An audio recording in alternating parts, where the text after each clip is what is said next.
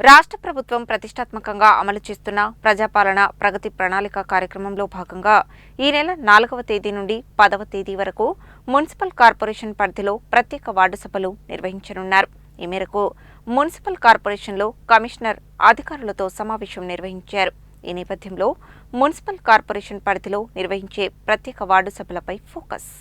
రాష్ట్ర ప్రభుత్వం ప్రతిష్టాత్మకంగా అమలు చేస్తున్న ప్రజాపాలన ప్రగతి ప్రణాళిక కార్యక్రమంలో భాగంగా ఈ నెల 4వ తేదీ నుండి 10వ తేదీ వరకు మున్సిపల్ కార్పొరేషన్ పరిధిలో ప్రత్యేక వార్డు సభలను నిర్వహించనున్నారు. ఈ మేరకు నల్గొండ మున్సిపల్ కార్పొరేషన్ సమావేశ మందిరంలో సెక్షన్ హెచ్ఏఓడీలు, వార్డు అధికారులు, పర్యవేక్షణ అధికారులు, శానిటరీ జవాన్లతో సమీక్షా సమావేశం నిర్వహించారు. 4వ తేదీ నుండి రోజుకు 12 డివిజన్ల చొప్పున 4 రోజుల పాటు 10వ తేదీ వరకు అన్ని వార్డుల్లో ప్రత్యేక వార్డు సభలు నిర్వహించనున్నారు. ప్రతి వార్డు అధికారి తనకు కేటాయించిన డివిజన్లో ప్రజాప్రతినిధులు, స్వయం సహాయక సంఘాలు, అమృత్ మిత్ర గ్రూపులు, స్థానిక ప్రజల భాగస్వామ్యంతో వార్డు సభలను విజయవంతంగా నిర్వహించాలని కమిషనర్ శరత్చంద్ర ఆదేశించారు. వార్డు సభల ద్వారా సాలిడ్ వేస్ట్ మేనేజ్మెంట్ రూల్స్ 2020, 4 రకాల చెత్త వేరు చేయడం, ఈ వేస్ట్ నిర్వహణ, వర్షాకాల సన్నద్ధత, డ్రైనేజీల శుభ్రత, తాగునీటి సరఫరా, నీటి నిల్వల నివారణ, వీధి దీపాల నిర్వహణ, మొక్కల పెంపకం, వర్షపు నీటి సంరక్షణ, ప్రజారోగ్య పరిరక్షణ తదితర అంశాలపై ప్రజలకు విస్తృత అవగాహన కల్పించాలని సూచించారు. తడి చెత్త, పొడి చెత్త, శానిటరీ చెత్త, ప్రత్యేక సంరక్షణ చెత్తను వేరువేరుగా సేకరించి శాస్త్రీయ పద్ధతిలో నిర్వహించాల్సిన అవసరాన్ని ప్రజలకు వివరించాలన్నారు. అలాగే రాబోయే వర్షాకాలంలో సంభవించే సమస్యలను ఎదుర్కొనేందుకు ప్రజలను ముందస్తుగా చైతన్యపరచాలని అన్నారు. ప్రజల సమస్యలను నేరుగా తెలుసుకుని వాటి పరిష్కారానికి నగర ప్రజలందరూ తమ డివిజన్లలో నిర్వహించే వార్డు సభలకు అధిక సంఖ్యలో హాజరై విజయవంతం చేయాలని కమిషనర్ కోరారు. రాష్ట్ర ప్రభుత్వ ఆదేశాల మేరకు 99 రోజుల కార్యాచరణ ప్రణాళిక ప్రజాపాలన ప్రగతి ప్రణాళికలో భాగంగా ప్రస్తుతం నిర్వహించబడుతున్న విషయం మీకు తెలుసు. ప్రధానంగా దీంట్లో 5 దశలు ఉన్నాయి. ఈ 5 దశల్లో చివరి దశలో ఇప్పుడు మనం ఉన్నాం. ఈ చివరి దశ ఏంటంటే పర్యావరణ వారోత్సవాలని ప్రస్తుతం నిర్వహించబడుతున్నాయి. దీనిలో ముఖ్యంగా ఈ 2026 సాలిడ్ వేస్ట్ మేనేజ్మెంట్ మీద ప్రజల్లో అవగాహన కల్పించడానికి వార్డు సభలు నిర్వహిస్తూ ఉన్నాం. ఈ వార్డు సభల్లో ముఖ్యంగా చెత్త ఎన్ని రకాలు అంటే గతంలో 2 రకాలు ఉండే, ఆ తర్వాత అది 3 రకాలైంది. ప్రస్తుతం 4 రకాల చెత్తని మేము కలెక్ట్ చేయబోతున్నాం. దీనికి ప్రజలందరూ కూడా 4 రకాల చెత్తను కలెక్ట్ చేయడానికి ప్రజల సహకారాన్ని కోరుతూ ప్రజల్లో చైతన్యం తీసుకొచ్చే క్రమంలో ఈసీ యాక్టివిటీస్ నిర్వహణలో భాగంగా వార్డు సభల నిర్వహణ జరుగుతూ ఉంది. ముఖ్యంగా తడి చెత్త, పొడి చెత్త, శానిటరీ చెత్త, తర్వాత ప్రత్యేక సంరక్షణ చెత్త. అంటే తడి చెత్త అంటే మనం ఏదైతే మిగిలిన ఆహార పదార్థాలన్నీ కూడా అంటే అన్నం కానీ, కూరలు కానీ, కూరగాయలు, పండ్ల తొక్కలు కానీ, ఈ వ్యర్థాలన్నీ కూడా తడి చెత్త. ఇవి ఎరువుగా తయారవుతాయి. పొడి చెత్త అంటే మీకు తెలుసు, అట్టపెట్టెలు, న్యూస్ పేపర్లు, తర్వాత ప్లాస్టిక్ కవర్లు, నూనె కవర్లు, ఇవన్నీ కూడా, తర్వాత గాజు సీసాలు, లోహపు వస్తువులు, ఇదంతా కూడా పొడి చెత్త కింద. ఈ పొడి చెత్తని మన గతం నుంచి కూడా మనం సెగ్రిగేట్ చేస్తూ ఉన్నాం.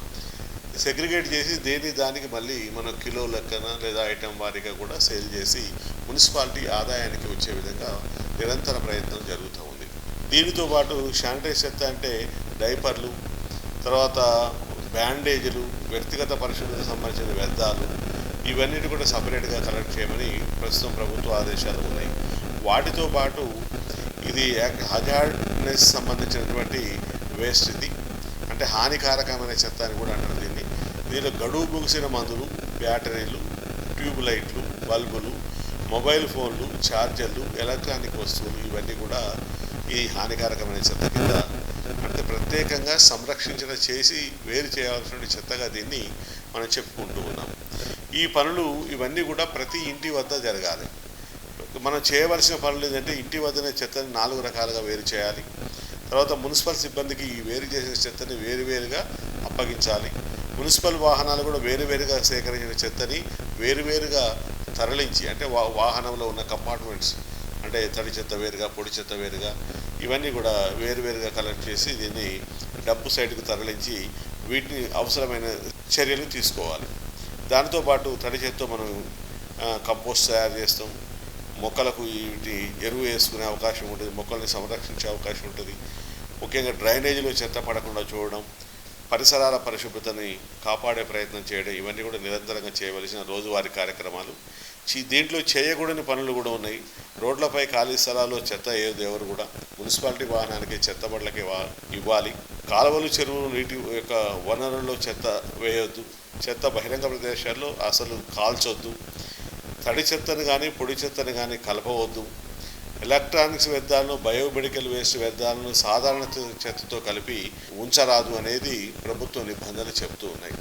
ఈ నిబంధన ప్రకారం ప్రజలందరూ కూడా, నగరంలో ఉన్న ప్రజలందరూ కూడా ఏ చెత్తకు ఆ చెత్త వేరు చేసి మున్సిపాలిటీ వాహనానికి ఇచ్చినట్లయితే మేము వాటిని శాస్త్రీయమైన పద్ధతిలో ప్రభుత్వ ఆదేశాల మేరకు వాటిని అవసరమైన చర్యలు తీసుకొని తడి చెత్త ఎరువు తయారు చేయడం, పొడి చెత్తను సెగ్రిగేట్ చేసి మున్సిపాలిటీ ఆదాయం పెంచడం, ప్రజల ఆరోగ్యాన్ని పరంగా ఉన్నటువంటి ఏదైతే వ్యర్థాలు శానిటరీ వేస్ట్ కానీ, తర్వాత హజార్డస్ వేస్ట్ కానీ, ఇవన్నిటిని కూడా ఈ పరిసరాలకు దూరంగా, వాతావరణానికి దూరంగా తరలించి వాటిని శాస్త్రీయమైన పద్ధతిలో వాటిపై అవసరమైన చర్యలు తీసుకొని ప్రజలకు వాళ్ళ ఆరోగ్యాన్ని కాపాడే విషయంలో నిరంతరంగా ముందుండి ఈ పనులు చేస్తామని చెప్పి తెలియజేస్తున్నాం.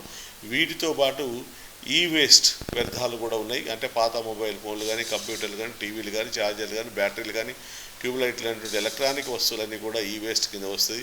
వాటిని కూడా సపరేట్గా మున్సిపాలిటీ వాహనానికి ఇవ్వాల్సిందిగా కోరుచున్నాం.